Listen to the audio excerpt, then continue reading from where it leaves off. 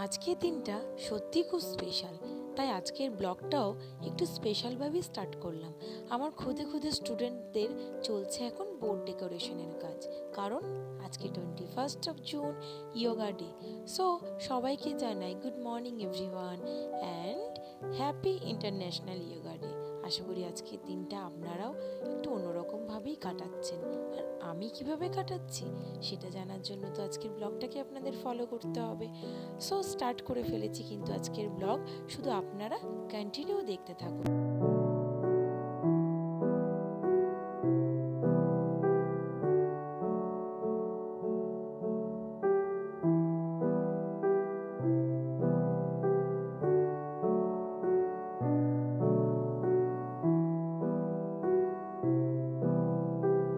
সবুজের ছোঁয়া আর তার সঙ্গে সঙ্গে কালারফুল ম্যাট, যেন অসাধারণ লাগছে আজকে আমাদের মাঠটা দেখতে।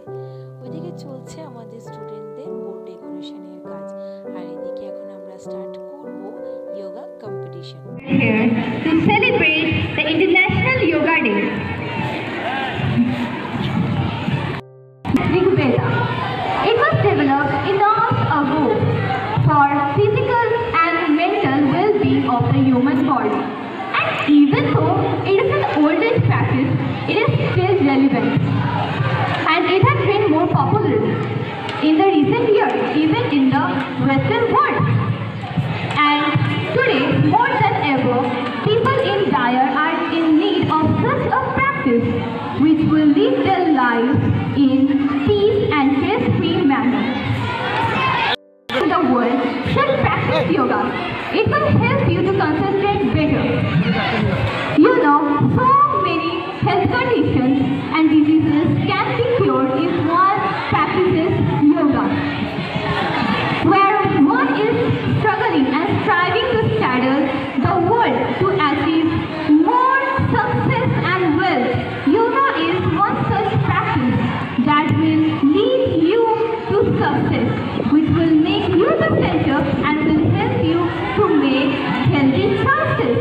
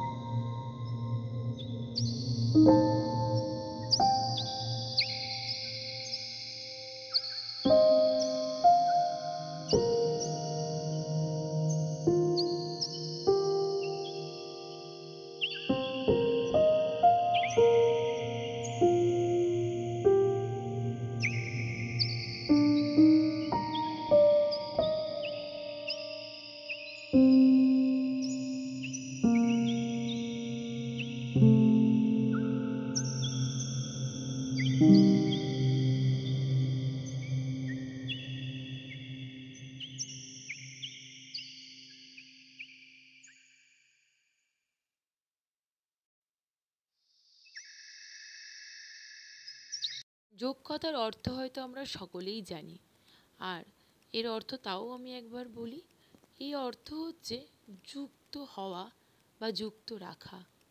এখানে আত্মার সঙ্গে পরমাত্মার যুক্ত হওয়ার কথা বলা হয়েছে। অ্যাকচুয়ালি যোগ কথার অর্থ হচ্ছে কোনো কিছুর সঙ্গে যুক্ত থাকা, কোনো কিছু থেকে কিন্তু বিচ্যুত না হওয়া। কিন্তু আজকের দিনে আমরা কিন্তু সবসময় চাই বিচ্যুত হয়েই চলতে। তাই যোগ এমন একটা মাধ্যম যেখানে আপনাকে শেখানো হয় আপনি কিভাবে যুক্ত থাকবেন, আপনার জীবনকে কিভাবে চালাবেন, আর কিভাবে চললে আপনি এবং আপনার আশেপাশে মানুষগুলো খুব ভালো থাকবেন। আশা করি আপনারা সকলেই যোগ অভ্যাস করবেন এবং নিজেকে যোগের মধ্যেই নিমজ্জিত রাখবেন, আর যোগের যে তাৎপর্য সেটা সমাজের মধ্যে ছড়িয়ে দেবেন। আজকের ব্লগ আপনাদের কেমন লাগলো সেটা কিন্তু অবশ্যই কমেন্ট করে জানাবেন। আর আপনারা কিন্তু অবশ্যই নিয়মিত যোগ অভ্যাস করবেন এবং আপনার পাশে মানুষগুলোকে উৎসাহিত করবেন যোগ অভ্যাসের মধ্যে নিমজ্জিত থাকতে, এবং তার তাৎপর্যও কিন্তু আপনারা ব্যাখ্যা করে ওনাদের বলবেন। শুধু পরমাত্মার কাছে একটাই কামনা করি, সকলে খুব ভালো থাকুন, সুস্থ থাকুন।